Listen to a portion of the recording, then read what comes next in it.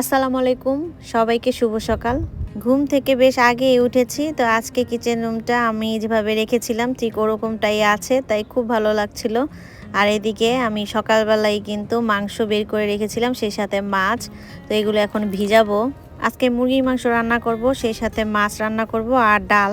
যেহেতু রান্নাঘর এখন আর পরিষ্কার করতে হবে না, তো এই কারণে আমি আজকে তাড়াতাড়ি সবকিছু রেডি করে ফেলবো রান্নার জন্য। আজকে মুরগির মাংসটা রান্না করব আলু দিয়ে, ঝোল ঝোল হবে। প্রতিবারই আমি ভুনা করি, আজকে আলু দিয়ে ঝোল ঝোল করে রান্না করব। সামার তো চলেই আসছে, সেই কারণে ব্যস্ততাও একটু পরিমাণে বেড়ে গেছে, কেননা ব্যাকইয়ার্ডে শাকসবজি লাগাচ্ছি সেই জন্য। আর এদিকে আমার মেয়ে স্কুলেও চলে যাচ্ছে। ওই সকালবেলা নুডলস খেয়ে গেছে, তাও পুরোপুরি খায় নাই, অল্প একটু খেয়ে গেছে। আর এদিকে আমি মাংসটাও বসিয়ে দিয়েছি। মাংসগুলোকে আমি বড় বড় পিস করে কেটে ভালো মতো কষিয়ে আলু দিয়ে রান্না করব।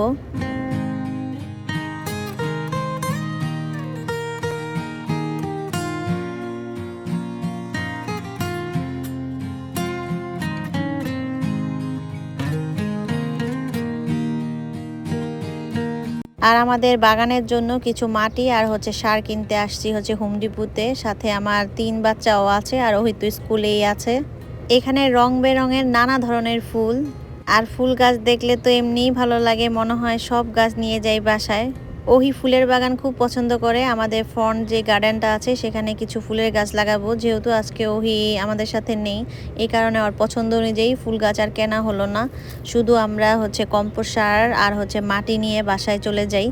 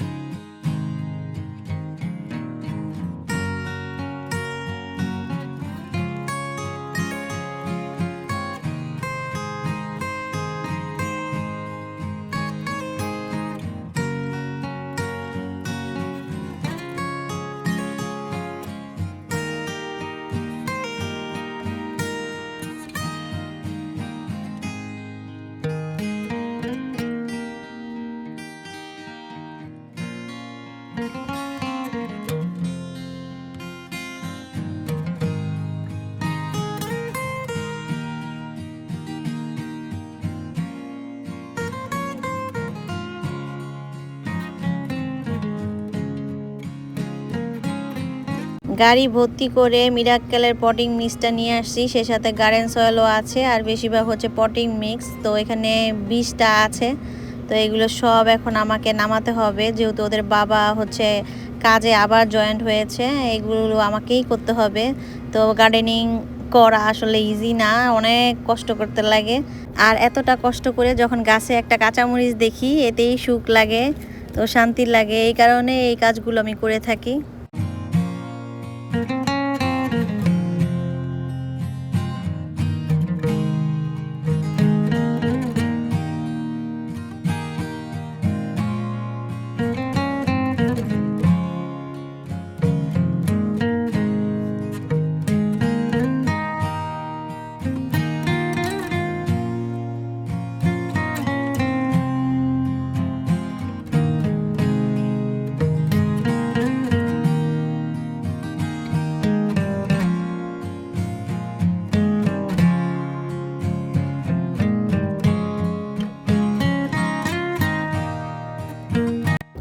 গাড়ি থেকে এগুলো সব বের করলাম, তো এগুলো একটা সাইডে রেখে দিলাম। এগুলো বিকেলবেলা আবার যদি সময় পাই তাহলে এই সাইডটা পরিষ্কার করে এখানে এগুলো মিক্সড করব মাটির সাথে। এরপরে বাসার আসার পথে আমরা একটু বাজারও করেছিলাম, তো এখানে সব কিছু বের করে নিয়েছি। কিছু কিছু জিনিস আমি আবার রেখে দিয়েছি, আবার কিছু কিছু জিনিস এখানেই আছে। তো সব কিছু আমি একটু একটু করে গুছিয়ে নিচ্ছিলাম। আমার বড় মেয়ে ওহি ফল পছন্দ করে না, ও ভাত খায়, ভাত পছন্দ করে। আর আমার 3 বাচ্চা ফল ফ্রুটস খায়। তো মেজোটা তেমন একটা খায় না, ছোটোটায় খায় ফল ফ্রুটস। আর আমার ছেলে ছেলে আপেল খায়। তো সবসময় চেষ্টা করি যে প্রতি সপ্তাহে ফল ফ্রুটস কিনে আনতে। এরপরও একটু কাজের চাপে হয়তো বা একটু দেরি হয়, 8 দিন বা 9 দিন পর পর ফল ফ্রুটসটা ঘরে আনি, যাতে প্রতি সপ্তাহে ওরা একটা একটা ফল খেতে পারে। ফল ফ্রুটস আনতে বলে আবার কিছু ব্রেড বান, তারপর চিজ, এরপরে কিছু ভেজিটেবলসও নিয়ে আসছিলাম। তো আমি সবসময় এটাই করি, একটা কিনতে যাই সেই সাথে আরও 3টা জিনিস কিনে নিয়ে আসি। বাজার করার পর মাথায় কিন্তু একটা জিনিসই ভনভন করে, তা হচ্ছে কতক্ষণে এই বাজারগুলো গুছাবো। তো এটাই সবসময় মাথায় ভনভন করে আমার। আমি যত দ্রুত পারি গাছগুলো সারতে চেষ্টা করি।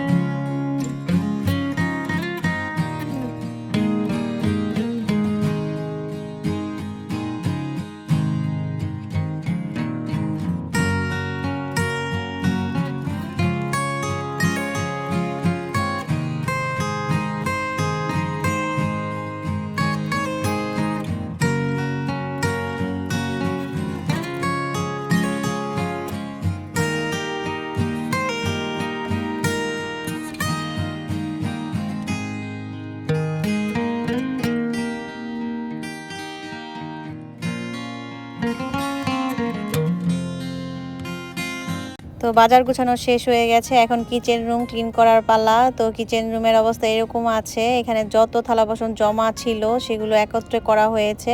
কেননা আমি আজকে রান্না করে চলে গিয়েছিলাম হোম ডিপোতে গার্ডেনের জন্য মাটি আর হচ্ছে কম্পোস্ট সার কেনার জন্য। তো এই কারণে রান্নাঘরটা পরিষ্কার করিনি। তো এগুলো সব পরিষ্কার করে থালা বাসন সব ধুয়ে এখন চলে আসলাম বিকেলবেলা হচ্ছে ব্যাকইয়ার্ডে এসে দেখেন ছোট ছোট অনেক এখানে ডাটা মানে লাল শাক হয়েছে। ডাটার দানাও আমি দিয়েছিলাম। এখন তো চারাগুলো খুব ছোট, বুঝতে পারছি না এখানে লাল শাক নাকি ডাটা শাক। আর এখানে একটা ঢেঁড়স গাছ হয়েছে। তো আমি তো এখানে অনেকগুলাই হচ্ছে বীজ রোপণ করেছিলাম, একটা বের হয়েছে। তো হয়তো বা কিছু দিন লাগবে। আর এদিকে আমি গাছগুলো আজকে হচ্ছে রোপণ করব। তো এগুলো সব নিয়ে আসছি। তো এগুলো এখন এই কর্নারটায় আমি এখন লাগাবো। কিছুদিন আগে আমি এখানে কম্পোস্ট সার মিশিয়ে দিয়েছিলাম মাটির সাথে, আরও কিছু লাগবে।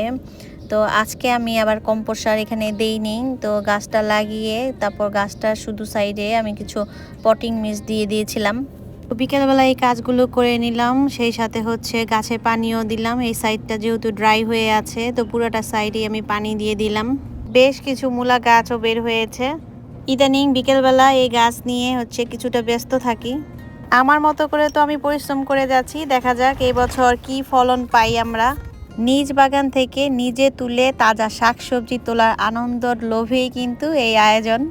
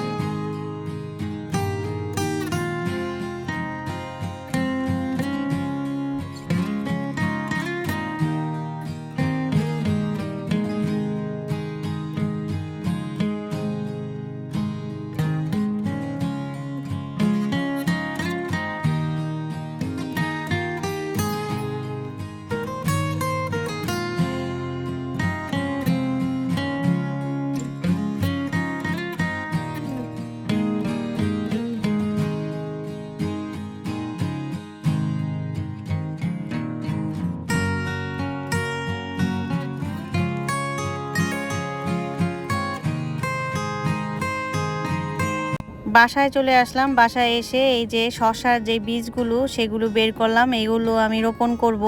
আর এটা হচ্ছে লেটুসের বীজ। তো লেটুসের বীজও আমি ভিজিয়ে রাখবো, সেই সাথে হচ্ছে শসার বীজটা আমি একদম একটা টিস্যুতে পানি ভিজিয়ে তারপর বক্সে করে রেখে দেব। এতে করে বীজ থেকে চারা দ্রুত গজাবে, এটা আমরা সবাই জানি। তো যাই হোক, আজকের মতো আপনাদের কাছ থেকে বিদায় নিয়ে নেব। সবাই ভালো থাকেন, সুস্থ থাকেন। আল্লাহ হাফেজ।